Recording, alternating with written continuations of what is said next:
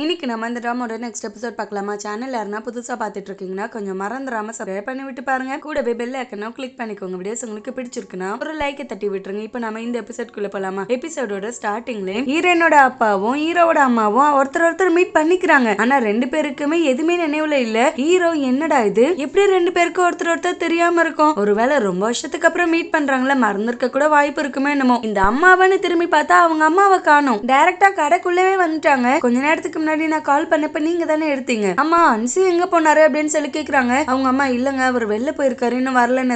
அச்சோ சரி ஓகே, அவர் வந்தாருன்னா மறக்காம இந்த கார்டுல இருக்க நம்பருக்கு கால் பண்ண சொல்லுங்கன்னு சொல்லிட்டு அங்க இருந்து கிளம்பிட்டாங்க. வெளில வந்ததும் ஹீரோ வந்து கார்ல ஏத்தி விட்டாங்க. எதுக்குமா இப்படி தேவையில்லாத பிரச்சனை உண்டு பண்ணிட்டு இருக்கேன்னு. என்னடா பிரச்சனை? ஒரு விஷயம் மட்டும் எனக்கு புரியாத புதிரா இருக்கு. எதுக்காக அதனால என்ன பார்க்கவே கூடாதுன்னு சொல்லி அவாய்ட் பண்ணி ஓடிட்டே இருக்கான். அதுக்கு என்னதான் ரீசனா இருக்கும்னு நம்ம வீட்டுக்கு போய் பேசிக்கலாம், இப்ப எதுவும் பேச வேண்டாம்னு சொல்லிட்டு அங்க இருந்து கிளம்பிட்டான். அவங்க அப்பா நல்ல நேரம் அப்படியே போயிட்டு கொஞ்சம் காய்கறி வாங்கிட்டு வருவோமேனு போயிருக்காரு. அதனால ஜஸ்ட் மிஸ்ல தப்பிச்சிருக்காரு. உள்ள வந்து பார்த்தா அவங்க அம்மா வரைஞ்சு போய் உட்காந்துருக்காங்க. என்ன ஆச்சுன்னு விசாரிக்கும் போது ஹீரோட அம்மா டைரக்டா கடைக்குள்ளே வந்துட்டா. ஒரு நிமிஷம் எனக்கு ஹார்ட் பீட்டே நின்னு போச்சு. நம்ம இப்படி ஒரு நாளை இமேஜின் கூட பண்ணி பார்த்தது இல்லை. என்னங்க நம்ம பண்றது? இப்ப தேவையில்லாத பிரச்சனையில நம்ம சிக்கிட்டோம் அப்படின்னு சொல்லி அழுகுறாங்க. அவங்க அப்பாவும் சரி இந்த நிலைமையில கடையை ரன் பண்ண முடியாது, வா வீட்டுக்கு போலான்னு சொல்லி மாடிக்கு வந்துட்டாங்க. அவங்க அம்மா இன்னும் எத்தனை நாள் தான் நம்ம இப்படி ஓடி ஓடி ஒளிஞ்சிட்டு இருக்கிறது, அதனால வேண்டாம், அவ இந்த ஊரை விட்டு எப்படி சீக்கிரம் கிளம்பிடுவா, அது வரைக்கும் நம்ம வேற எதனா ஊர்ல போய் தங்கி இருக்கலாமே அப்படின்னு சொல்லி கேக்குறாங்க. அவங்க அப்பாவோ உனக்கு மனசாட்சி உறுத்தல, நீயே சொல்ற இன்னும் எத்தனை காலம் தான் இப்படி ஓடி ஓடி ஒழியணும்னு. சோ இது ஒரு நல்ல வாய்ப்பா யூஸ் பண்ணி எல்லார்கிட்டயும் நம்ம உண்மையை சொல்லிட்டா என்ன? கொஞ்ச நேரத்துக்கு முன்னாடி இந்த பிரச்சனையை ஃபேஸ் பண்ண முடியாம நீ உட்பட எவ்வளவு கஷ்டப்பட்டுட்டு இருந்த, அதுக்காகவும் தான் நான் சொல்றேன்னதுக்கு அவங்க அம்மா எனக்காக சொல்லாதீங்க தயவு செஞ்சு, நான் இப்படியே கஷ்டப்பட கூட ரெடியா தான் இருக்கேன், ஆனா தேவையில்லாத தப்பான எந்த முடிவும் எடுக்காதீங்கிறாங்க. அவங்க அப்பாவோ அடங்காம இல்ல நம்ம குழந்தைங்களை பத்தி நீ யோசிச்சியா, அதுங்களுக்கு தெரிஞ்சா நம்மள எப்படி நினைக்குங்க, அதுக்கு நம்மளே சொல்லிடலாமே, எதுக்கு வாய மூடு, இதுக்கு மேல அதை பத்தி பேசாதீங்கன்னு கத்துறாங்க. நீ எவ்வளவு கத்துனாலும் சரி நம்ம பேசலனாலும் கண்டிப்பா அன்சுக்கு தெரிஞ்ச வேற யாருன்னா ஒருத்தர் அன்சு இங்கதான் இருக்கானா அப்படின்னு சொல்லி அவனை தேடி வந்தா என்ன பண்ணுவேன்? அப்ப அந்த உண்மை வெளியில வந்துதானே ஆகும். இப்படியே ஒவ்வொருத்தரா தேடி வருவாங்க, நீ ஓடி ஓடி ஒளிஞ்சுக்கிட்டே இருப்பியா? ஏன் இப்ப வெளியில போனாலே சூஜின் அவளே ரிட்டர்ன் மறுபடியும் டைரக்டா வீட்டுக்கே வந்துட்டாலும் நம்ம கண்டிப்பா மாட்டிப்போம். அதை பத்திலாம் உனக்கு எந்த பயமும் இல்லையானதுக்கு அதனாலதான் சொன்னேன் கொஞ்ச நாளுக்கு நம்ம அப்ராட் எங்கன்னா போய் தங்கலாம், அவ போனதுக்கு அப்புறமா ரிட்டர்ன் வரலாம் அப்படின்னு சொல்லி அவங்க மனசை ட்ரை பண்ணாலும் இவர் கத்திட்டே இருக்காரு.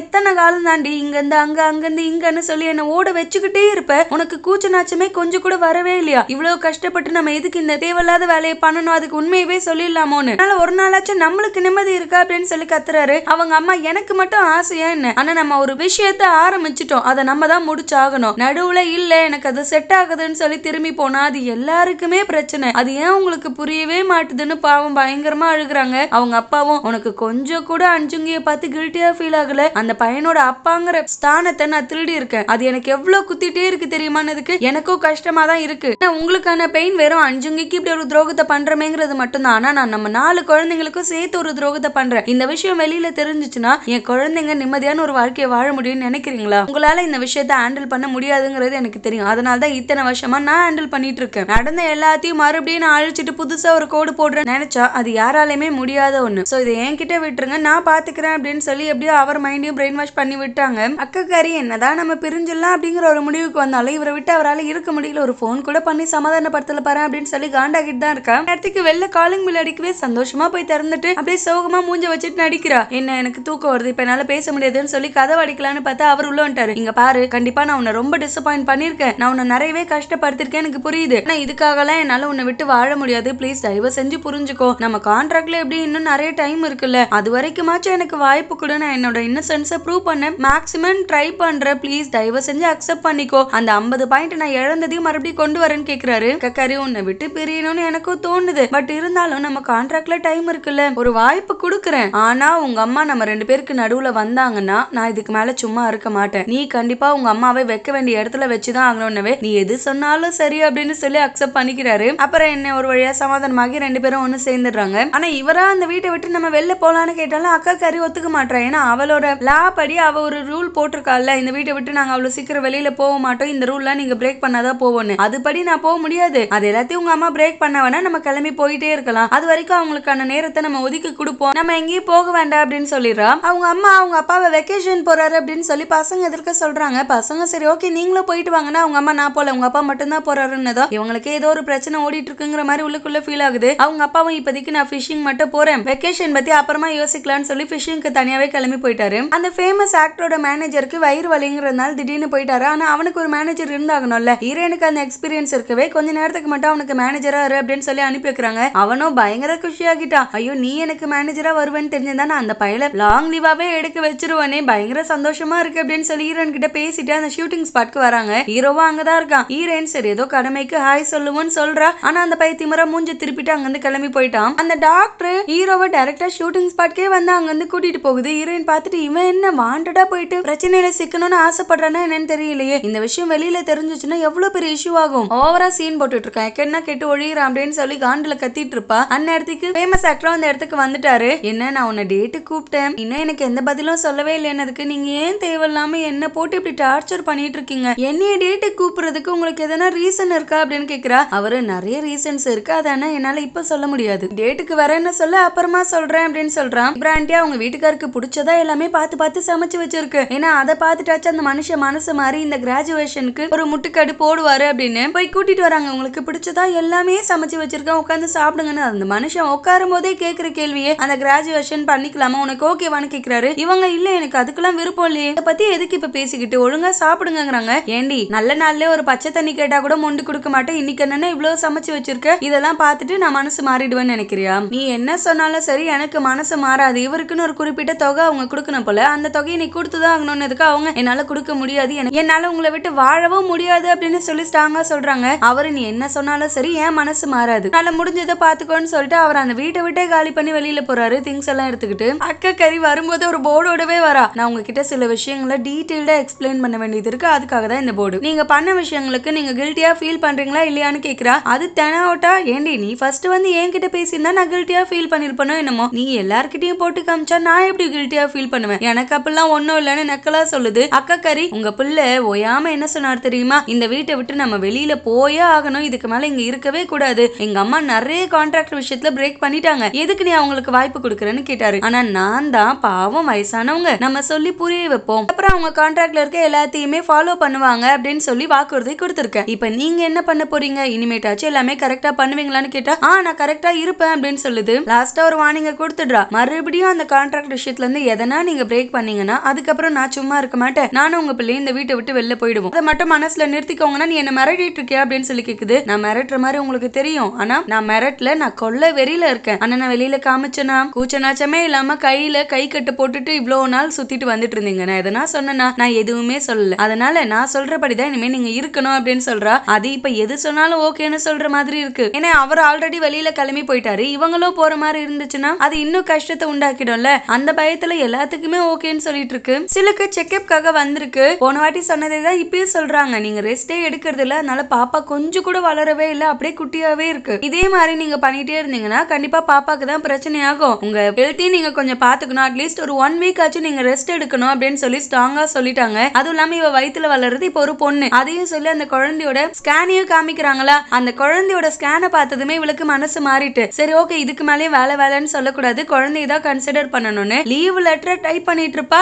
அதுக்குள்ள இவளோட இடத்த பிடிச்ச அந்த பொண்ணு வந்துட்டு ஒரு முக்கியமான டாக்குமெண்ட் சப்மிட் பண்ண வேண்டியது இருக்கு, அதை நீங்க எனக்கு முடிச்சு கொடுக்குறீங்களா அப்படின்னு கேட்கவே டக்குன்னு குழந்தையோட நினைப்புல இருந்து மறுபடியும் வேலைக்கு ஷிஃப்ட் ஆகிட்டா. இது இந்த ஜென்மத்துல திருந்தாது போல. அந்த டாக்டர் ஒரு ரெஸ்டாரண்ட் கூட்டு வந்திருக்கு, எப்படி யாருன்னா ஒருத்தர் லவ் பண்ணா மட்டும்தான் நீ அந்த பொண்ணை மறக்க முடியும், லவ் பண்ற மாதிரி அட்லீஸ்ட் நடிக்க வச்சு செய்யணும், அந்த நடிக்கிற பொண்ணு நானா இருந்துட்டு போறேன்னு கேட்கவே ஹீரோவும் சரி கழுத ஆசைப்பட்ட இருந்துட்டு போன்னு சொல்லிட்டான். கோச் அவங்க அப்பாவை பாக்குறதுக்காக வந்திருக்காரு, இந்த பெரிய மனுஷன் தான் போட்டு கொடுத்திருக்காரு, அந்த பையன் அங்க தங்கியிருக்கான்னு என்னையா பாத்துட்டு இருக்கேன்னு, அதனாலதான் அங்க இருந்து வெளியில துரத்தி விட்டாங்க, இதெல்லாம் உங்களுக்கு நியாயமே இல்லப்பா, அந்த கேம் எனக்குன்னு சொல்ல வரும்போது தெரியும்டா அந்த கேம் உனக்கு ரொம்ப முக்கியம், உனக்கு அது விளையாடணும்னு ஆசைனா தாராளமா விளையாட்டு போய் யாரும் எதுவும் கேட்க போடுறது கிடையாது, ஆனா மெயினா என்னன்னா நம்ம கம்பெனில இருந்து அந்த மாதிரி ஒரு கேமை கண்டக்ட் பண்றதுக்கு இவங்க ஸ்பான்சர் பண்ணிட்டு இருக்காங்களா, அதுல நீ விளையாடணும்னா நம்ம கம்பெனில வந்து நீ ஜாயின் பண்ணிக்கோ, உனக்கு விருப்பம் இருந்துச்சுன்னா ஓகே இல்லன்னா பரவாயில்ல அப்படின்னு சொல்றதுக்குள்ள இவரு இது எனக்கு ஒரு நல்ல ஆப்பர்ச்சுனிட்டி எனக்கு ஓகேப்பா அப்படின்னு சொல்லி அக்செப்ட் பண்ணிக்கிட்டாரு. ஏன்னா 5 வருஷமா இவர் எவ்வளவுதான் ட்ரை பண்ணியுமே இவருக்கு எங்கேயுமே வாய்ப்பு கிடைக்கவே இல்லை, இப்ப அவங்க அப்பா கம்பெனி மூலமாவே ஒரு வாய்ப்பு கிடைக்குதுங்கிறப்ப அது ஒரு நல்ல ஆப்ஷனா இவர் யோசிச்சுட்டு இருக்காரு.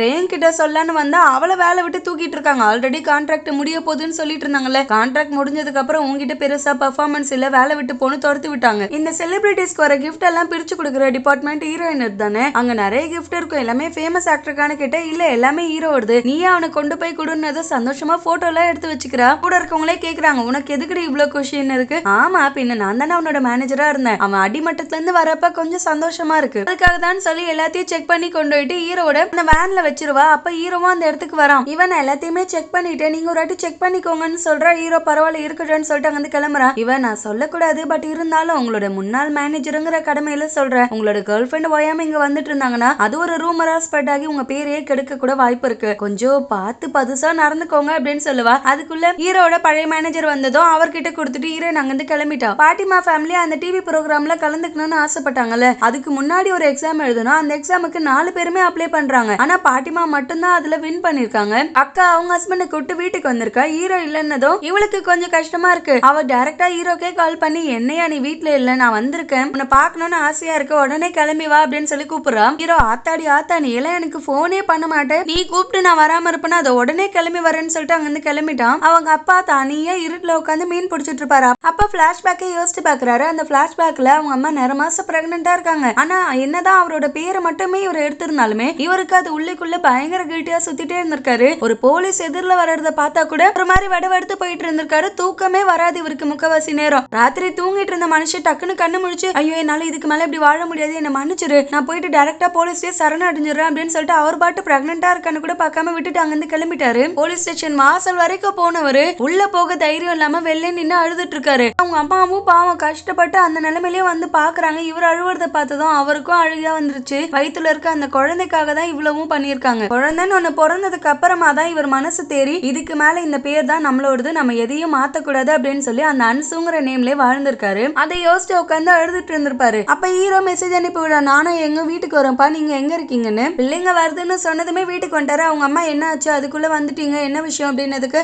ஆமா பிள்ளைங்க வருது, அது எப்படி வீட்டுக்கு வராம இருப்பா, அவங்களுக்கு சமைச்சு கொடுக்கணும்ல, அதுக்காக தான் வந்தேன்னு சொல்லி எல்லாரும் சந்தோஷமா உட்காந்து சாப்பிட்டுட்டு இருப்பாங்க. அப்பா நான் வெளியில போனதுக்கு அப்புறம் எல்லாமே ஓகே தானேன்னதுக்கு ரேங், ஆமா ஆமா ஓகே தான், ஒரு மேடம்க்கு பெரிய ஆக்டர்லாம் டேட்டிங் போலாமான்னு ப்ரப்போஸ் பண்ணிருக்காங்க, என்னத்த சொல்றதுன்னு ஹீரோயின் விஷயத்த கோத்து விட்டா. ஹீரோயின் ஐயோ அப்படிலாம் ஒண்ணும் இல்லைன்றா. ரேங் இன்னும் கொஞ்சம் கட்டுக்கதையை கட்டி விட்டுட்டே இருக்கா. அதை கேட்கும் போது ஹீரோவுக்கு திகு திகுன்னு வயிறு எரிஞ்சிட்டு கிடக்கு. அவங்க அப்பா சரி சாசு இல்ல, நான் போய் கொண்டு வரேன்னு சொல்லி கிச்சன் போயிருப்பாரு. யாரோ காலிங் மேல அடிக்கிறாங்களே அப்படின்னு சொல்லி ரேங் போய் கதவை திறப்பா. பார்த்தா ஹீரோட அம்மா டைரக்டா இங்கே வந்துட்டாங்க. அவங்களோட குரலை கேட்டதுமே அவங்க அப்பா அப்படியே கிச்சன்ல ஒளிஞ்சுக்கிட்டாரு. ஹீரோவும் அங்கதானே இருப்பா. அம்மா என்னமா பண்ணிட்டு இருக்க, வாமா இங்க அப்படின்னு சொல்லி அங்கிருந்து தரத்தன்னு வெளில இழுத்துட்டு போயிட்டான். அவங்க அம்மா பாவம் பயங்கரமா ஃபீல் பண்ணிட்டு உடனே அவங்க அப்பா என்ன பண்றாருன்னு தான் வந்து பாக்குறாங்க. அந்த மனுஷன் கிச்சன்லயே கூனி குறுகி உட்கார்ந்துருக்காரு. அதை பார்த்துட்டு இவங்களுக்கே மனசு ஒரு நிமிஷம் கஷ்டமாகிட்டு, இவரோட இந்த நிலைமைக்கு நம்ம தான் காரணமாகிட்டோமோன்னு ரூம்ல போய் உட்காந்து பயங்கரமா அழுதுட்டு இருக்காங்க. ஹீரோ அறிவில்லமா உனக்கு, சொல்லாம கொள்ளாம ஒருத்தங்க வீட்டுக்கு வர்றது பேசிக் மேனர்ஸ் கிடையாதுன்னு கூட உனக்கு தெரியாது, நீ எல்லாம் என்ன அப்ராட்ல வளர்ந்தான்னு கேக்குறா. டேய் உனக்கு புரியுதாடா, எல்லாமே கொஞ்சம் விசித்திரமா நடந்துட்டு இருக்கு. நான் அவங்க கடைக்கு போனா கடையும் க்ளோஸ்ல இருக்கு, வீட்டுக்கு வந்தா அப்பயும் அவரை பார்க்க முடியல,